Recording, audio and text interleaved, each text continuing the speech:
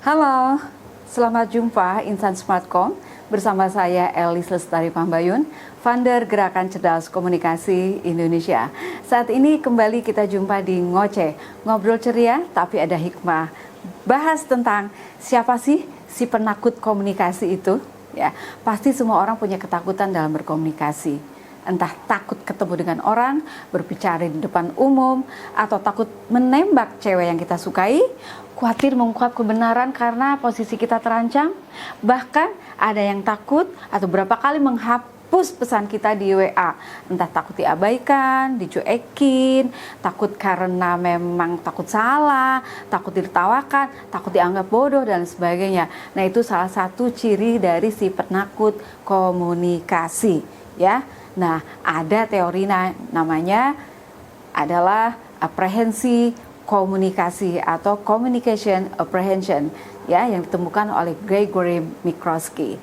Ya, salah satu ciri atau definisi dari aprehensi komunikasi adalah gejala atau sifat juga perilaku orang yang takut, enggan, khawatir berkomunikasi dengan orang lain karena satu keadaan atau karena sifat. Ya, jadi oleh hal dua, ya, disebabkan oleh apa tadi? Karena trait, sifat, ya karena dia pendiam, karena bawaan masa lalu mungkin, psikologis, emosionalnya, atau memang dari secara gen dan lain sebagainya, itu karena trait. Bawaannya dia memang ya sudah begitu susah berkomunikasi dengan orang lain, ya. Nah, dan itu ada di sekitar kita ini ada, ya. Kita juga pasti menemukan orang seperti itu. Apakah kita, apakah dia, apakah mereka, pasti ada yang melakukan atau orang yang terpa oleh trait ya di dalam apprehension communication atau ketakutan komunikasi. Ada juga karena state atau karena keadaan. Kalau keadaan biasanya orang itu senang berbicara, ya, dia senang juga bergaul dengan orang lain, tapi kadang-kadang dia juga gugup berbicara di depan umum. Karena apa? Melihat audiens yang begitu besar, atau karena pertama kali dia mau bicara di depan umum, atau pertama kali dia menembak cewek. Padahal sebetulnya sudah disiapkan. Dia udah siapkan teksnya mungkin, siapkan dia berkali-kali dicermin latihan, tapi pada saat mau bicara keluarnya susah sekali. Nah, itu karena state, karena keadaan. Ya, nah itu bisa dikarenakan dua itu. Nah, solusinya apa? Solusinya adalah kita harus melakukan peningkatan evaluasi diri. Memiliki ketakutan berkomunikasi ini lebih merugikan atau menguntungkan? Kita bikin di rumah indikatornya. Apabila lebih menguntungkan kita, apakah betul gitu ya? Lebih menguntungkan kita dengan mempunyai ketakutan komunikasi gitu, ya. Ya silakan pertahankan. Kalau tidak, kurangi atau kita hilangkan pelan-pelan. Tapi kalau kerugiannya lebih banyak gitu ya, karena kita dijauhi teman-teman tidak percaya pada kita dianggap tidak kredibilitas, ya, atau tidak memiliki kredibilitas karena ketakutan komunikasi itu, kita harus berlatih ya untuk menghilangkan itu. Jadi evaluasi adalah tahap pertama dari kita menghilangkan ketakutan komunikasi atau aprehensi komunikasi. Kedua adalah membangun kesetaraan. Biasanya semakin kita berada dalam lingkungan yang tidak setara, ada yang dominan, ada yang subordinat, ya, ada yang superior, ada yang inferior. Itu biasanya tercipta ketakutan komunikasi seperti pimpinan, bawahan, senior, junior, badannya besar, badannya kecil, orang kaya, kita orang sederhana atau orang yang tidak berpunya. Itu biasanya akan tercipta ketidaksetaraan dalam komunikasi. Lalu bagaimana kita membreakthrough atau memecahkan masalah itu adalah keluarkan potensi kita, ya.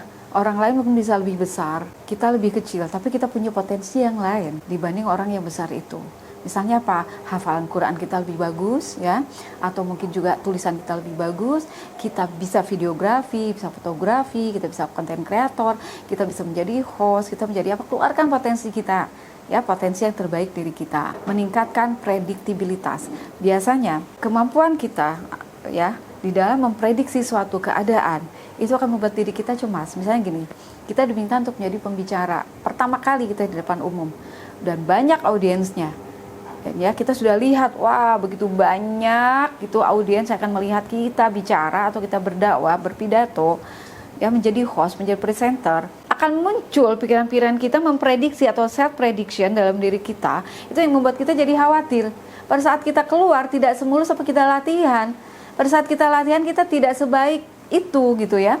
Nah, itu sebaiknya kita latihan juga dengan banyak ya membaca, ya mencari informasi pada saat kita melihat situasi tertentu, pada saat kita dihadapkan ya di dalam keadaan-keadaan yang mengharuskan kita berbicara gitu ya. Kita dihadapkan dengan calon mertua, sudah kita prediksi mertua kita, mungkin prediksi kita ya galak, mungkin akan ditanya macam-macam, kamu sudah punya apa, ya sudah sejauh mana hubungannya, ya kamu bisa menjamin apa terhadap anaknya. Nah, itu kan prediksi-prediksi kita yang belum tentu sebetulnya bisa terjadi gitu ya. Tapi itu bisa dikurangi atau direduksi dengan mencari informasi. Ya, calon mertua kita ini seperti apa dan bagaimana, itu pimpinan yang akan kita hadapi itu siapa dan bagaimana ya. Jadi harus well informasi terhadap sesuatu. Kemudian berpikir dan bertindak sukses. Semakin kita berpikir sukses, semakin kita banyak mengurangi komunikasi yang gagal atau ketakutan komunikasi bisa kita kurangi. Dan semakin kita bisa mengurangi rasa ketakutan komunikasi, akan semakin banyak orang yang menganggap kita sukses dan semakin banyak teman. Biasanya begitu ya asumsinya ya atau hipotesisnya. Jadi berpikir aja sukses ya. Kita punya apa, kita bagaimana, kelebihan kita seperti apa, ya high value apa, plus value apa yang bisa kita berikan pada orang lain. Nah, itu yang harus kita explore ya. Berpikir sukses saja. Karena kita diciptakan oleh Allah dengan begitu banyak anugerah, banyak berkah, banyak kemampuan ya. Yang bukan untuk disombongkan, tapi atau bukan senjata untuk mematikan lawan, tapi adalah untuk membuat diri kita bisa bermanfaat untuk orang lain, gitu ya. Oke, yang terakhir adalah meningkatkan skill dan pengalaman di dalam berkomunikasi. Ikutlah seminar, ikutlah latihan, ikutlah konsultasi tentang komunikasi, tentang psikologi ya, tentang bagaimana self improvement dan sebagainya. Jangan lewatkan seminar-seminar kecil dan terbatas. Bisa jadi itu akan menjadikan diri kamu menjadi yang berbeda, bisa menemukan diri kamu seperti apa ya. Jadi begitu. Jadi latihan riyadhah ya. Dan itu disukai oleh Allah Subhanahu wa taala dan itu bisa membuat diri kamu menjadi siapa. Nah, jadi ketakutan komunikasi itu akan dihadapi oleh semua orang, tapi bisa direduksi pada saat kita sudah berevaluasi dan bisa berlatih terus di dalam meningkatkan diri kita. Ya, jadi jangan lupa berlatih. Kalau kalian ingin berlatih dan ingin meningkatkan diri kalian untuk menghilangkan ketakutan komunikasi, bisa konsultasi dengan kami dengan Gerakan Cerdas Komunikasi Indonesia yang akan dipandu oleh para profesional di bidangnya. Ya, jangan lupa nanti hubungi di sini nomornya dan lihat YouTube kita. Ya, nah itu. Oke, sekali lagi hilangkan aprehensi komunikasi atau ketakutan komunikasi untuk menjadi orang yang sukses dan bermanfaat untuk orang lain. Salam Smart Communication, Smart Indonesia.